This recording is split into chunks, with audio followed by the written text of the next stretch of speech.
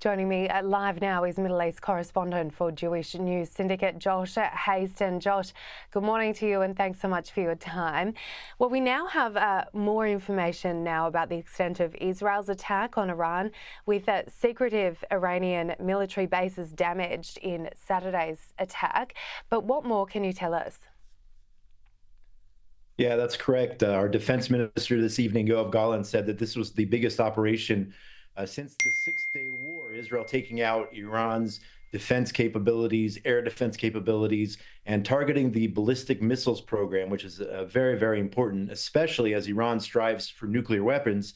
Prime Minister Netanyahu this evening talking about how Israel must prevent Iran from going nuclear. It's a threat not only to the state of Israel, but to the entire world. So that's where we are right now. Iran may decide to retaliate.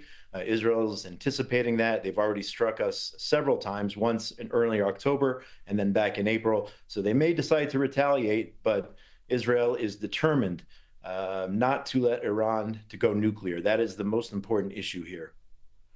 Yeah, and just how big a blow is this for Iran? It seems to be a pretty big blow. You know, this was an operation in which Israel sent out over 100 planes traveling 1,200 kilometers over some enemy territories. And really, I think the key is the ballistic missiles systems which Israel attacked, because those ballistic missiles could be fitted with nuclear warheads. And that was a major, major blow to the Iranians. And I think they're acknowledging it, perhaps not publicly, but in closed corridors there in Tehran, that Israel has done some serious damage. And as time goes by, we're seeing how really effective this operation was in striking at the heart of the terrorist regime in Tehran. And in other news that has come out today as well, Egypt has proposed an initial 2-day ceasefire in Gaza to exchange 4 Israeli hostages of Hamas for some Palestinian prisoners. What more can you tell us about these talks, and could this potentially be the first step in a permanent ceasefire? So not a lot of information coming out of Qatar at this moment. The Israeli delegation returned. Yes, the Egyptian president came out with that proposal yesterday, 4 hostages, perhaps for a temporary ceasefire, the release of Arab terrorists who are in Israeli prisons right now.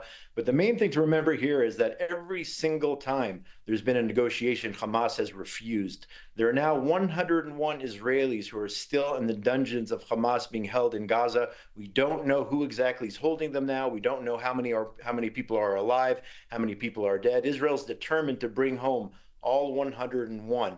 If it's a temporary ceasefire, I can see Israel taking some sort of deal. But we have to remember, the war cannot end until Hamas is completely defeated. Israel has done an amazing job targeting the heads of Hamas. They are essentially debilitated. You have terrorists who are operating in all parts of Gaza. And until Hamas is no longer a threat to the state of Israel after what they did on October the 7th, this war will not end. Okay, and what about the US election as well? I mean, how big a role does this play in a potential Gaza ceasefire?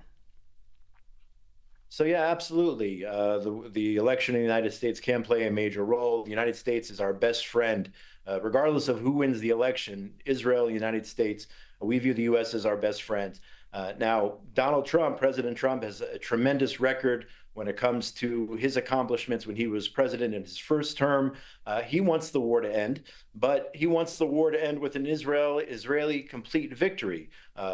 Israel, on the other hand, under the Biden administration, also with Vice President Harris, who's running to be the president, they are also calling for the war to end, but they're calling for an immediate ceasefire. They're calling for a de-escalation, but Israel still has some work to do. It's taken a long time, but Israel has a war on its hands. On 7 different fronts, we face threats. Hezbollah to the north, Gaza to the south, the Houthis who are firing into Israel from time to time from Yemen. You have militias in Iraq, and in Syria as well. So there's a 7-front war going on here, and Israel must achieve total victory in this war before it can end. And we hope we have the support of whichever candidate ends up winning in that election next week. Okay, Josh, as always, appreciate your time this morning. Thank you. Thank you so much.